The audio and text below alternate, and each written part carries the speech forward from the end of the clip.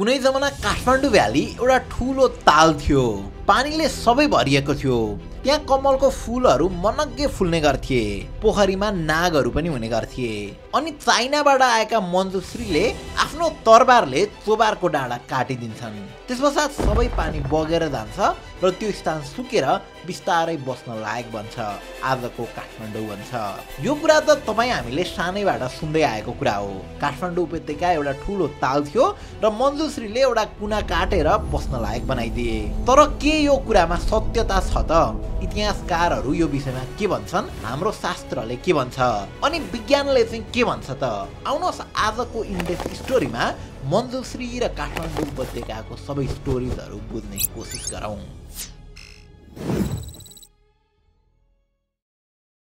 Video सुरु गर्नु अगाडि आइडिएस वेयर्समा केरा गणतन्त्र, कम्युनिस्ट कम्युनिस्ट लगायतका डिजाइनमा हामीले सेकेन्ड फेजमा अर्डर लिइरहेका छौँ। 1200 पर्ने यी टी सर्ट्सहरूलाई तपाईँले चेकआउट गर्दा KP10 युज गर्नुभयो भने 10% अफ पाउनुहुनेछ। सो आजै अर्डर गरिहाल्नुहोला। Okay, let's start the video.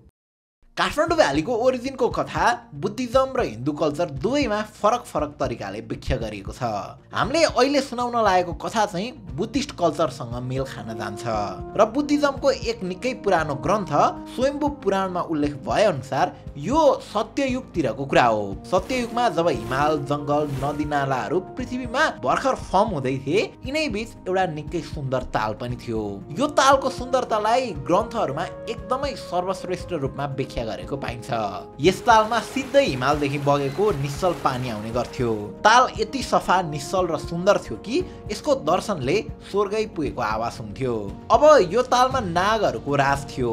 यही कारणले यो ताललाई नागदह भनेर पनि भनिन्थ्यो।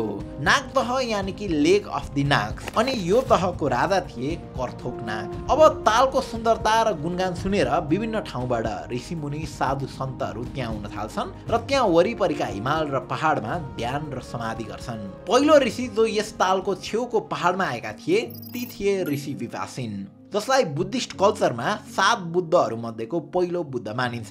बुद्धिज्म अनुसार हरेक कालखण्डमा कोही यस्ता बिङ अथवा बुद्धहरूको जन्म हुन्छ जसले मानवतालाई आध्यात्मिक जागरण अथवा स्पिरिचुअल अवेकिङ तर्फ डोर्याउँछन् र ह्युमन सफरिङबाट संवेदनशील मान्छेहरूलाई मुक्त हुन सिकाउँछन्। यसरी अहिलेसम्म मात्र 7 जना बिङ अथवा बुद्धहरूको जन्म भएको छ भनिएको छ।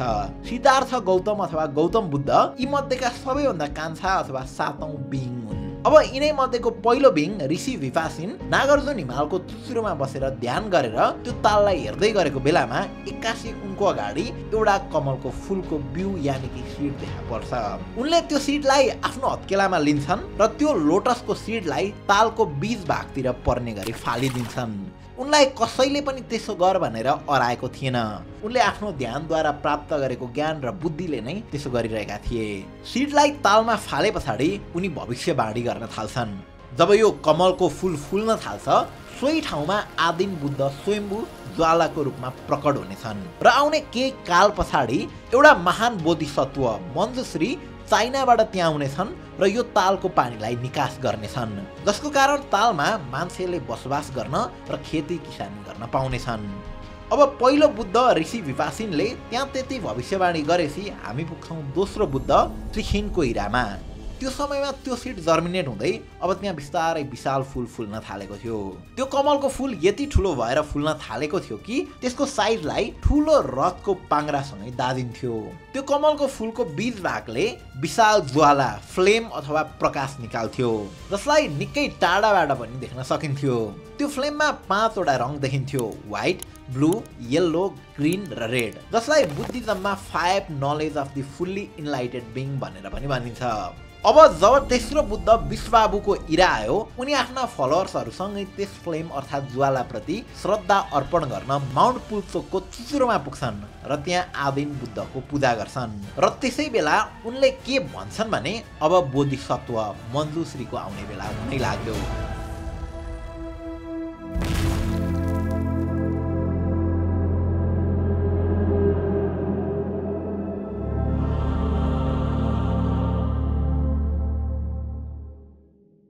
नभन्दै त्यसै बेला चाइनाको वाताइसान जसलाई 5 पिक्ड माउन्टेन भनेर पनि भनिन्छ त्यहाँ बसेर मञ्जुश्रीले आफ्नो अन्तर्ध्यानबाट आदिम बुद्ध स्वयम्भू ज्वालाको रूपमा नागदहमा प्रकट भएको कुरा थाहा पाउँछन् र त्यस दिव्य ज्योतिको दर्शन गर्न भनी चाइनाबाट नागदहतर्फ प्रस्थान गर्छन्।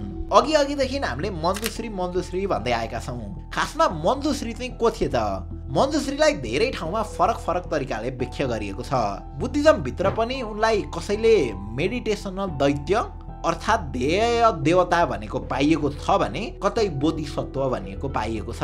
त्यस्तै गरी संस्कृतमा उनलाई प्रज्ञा अथवा he who is noble and gentle भनिएको छ अनि कतै उनलाई ही हु म्यानिफेस्टेड अन अर्थ पनि भनिन्छ।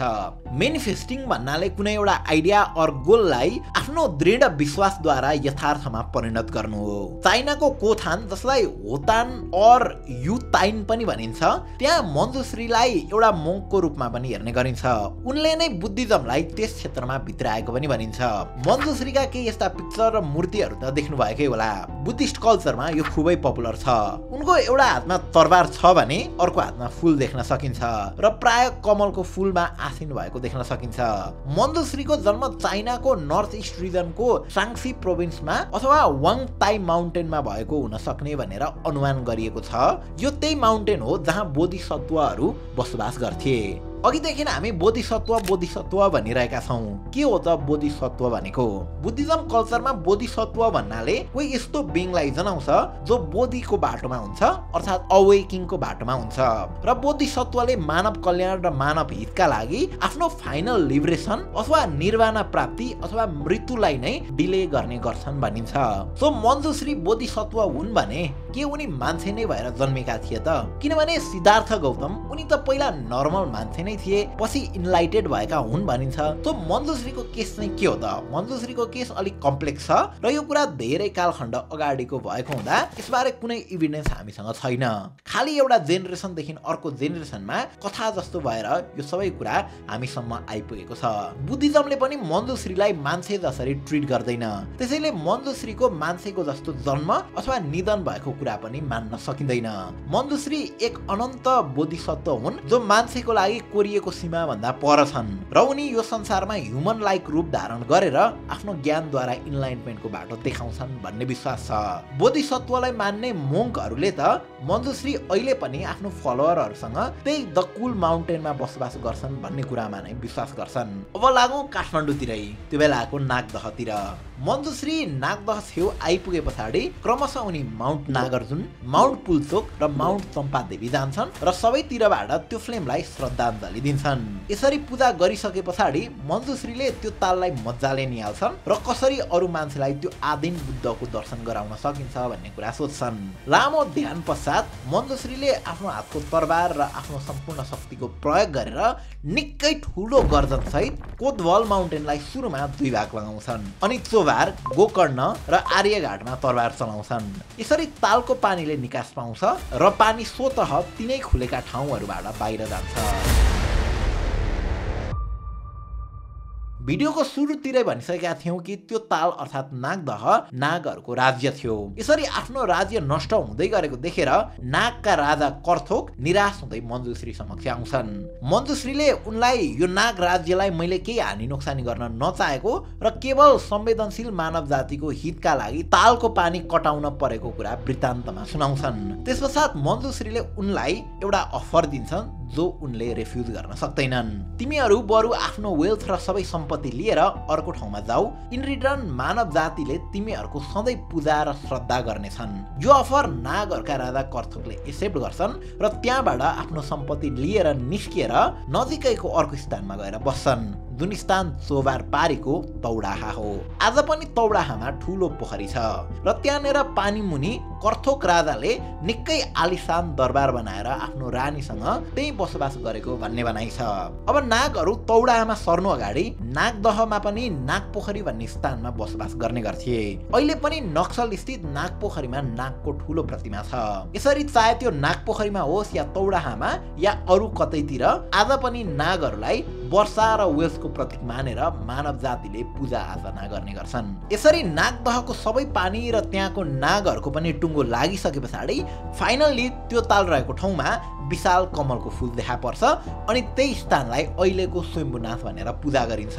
मञ्जुश्रीले चाइना नै फर्कनु अगाडि आफ्नो एउटा स्वरूप चाहिँ स्वयम्भूको डाँडामा राखेर जान्छन् र त्यहीँबाट आज पनि उनले आफूले सिर्जना गरेको सहर र भ्यालीलाई हेरिरहन्छन् र आशीर्वाद दिइरहन्छन् भन्ने किम्वदन्ती नै छ।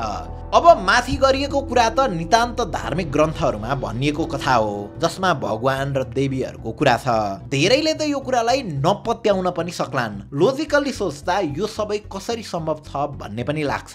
तर यो कुरा मानिसको विश्वाससँग जोडिएको कुरा हो, धर्मसँग जोडिएको कुरा हो। अब साइन्सले चाहिँ के भन्छ त यस विषयमा एकचोटि चर्चा गरिहालौँ है त। काठमाडौँ भ्याली सुरुमा एउटा ताल चाहिँ पक्कै पनि थियो भन्ने कुरालाई यस ठाउँको जियोलोजीले पनि सपोर्ट गर्छ।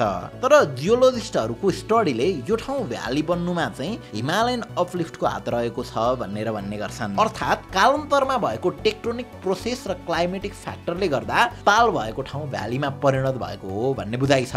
टेक्टोनिक प्रोसेस भन्नाले the movement of tectonic plate भनेर पनि बुझ्न सकिन्छ र टेक्टोनिक प्लेट भनेको हाम्रो अर्थको सबैभन्दा बाहिरको लेयर जसलाई समग्रमा लिथोस्फियर भनेर भनिन्छ। र यो टेक्टोनिक प्लेट न्याचुरल फेनोमेन जसरी मुभ भइरहेको हुन्छ र यसको उदाहरण त भूकम्प नै हो। अब यही रिसर्च पेपरले भने अनुसार काठमाडौँ भ्याली सुरुमा ताल हुनुमा पनि टेक्टोनिक प्रोसेसकै हात थियो।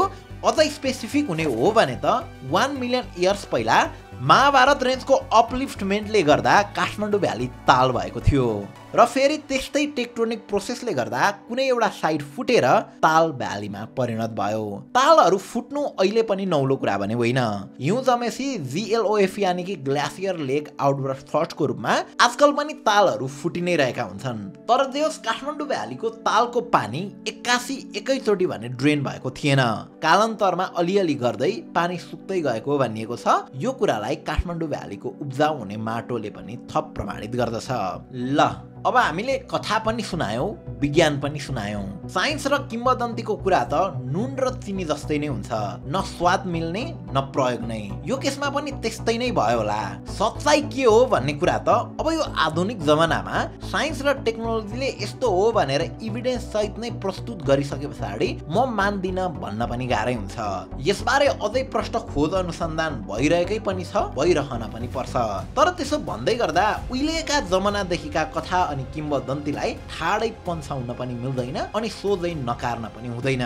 किनभने कथाले कालान्तर बोकेको हुन्छ, कथाले हाम्रो संस्कार अनि रीतिरिवाज पनि बोकेको हुन्छ। कथामा भाव हुन्छ, कसले कसरी लिन्छ भन्नेमा मात्र भर पर्छ। के सिक्ने, कति सिक्ने त्यो त आफ्नो विचार र क्षमताको कुरा हो। तर कथामा जीवन लुकेको हुन्छ र यो कुरा चाहिँ हामीले विज्ञानलाई माने पनि धर्म ग्रन्थलाई माने पनि कदापि भुल्न चाहिँ हुँदैन। हस्त सुन्नेलाई सुनको माला, भन्नेलाई फुलको माला, यो कथा वैकुण्ठै जाला। Thank you for watching.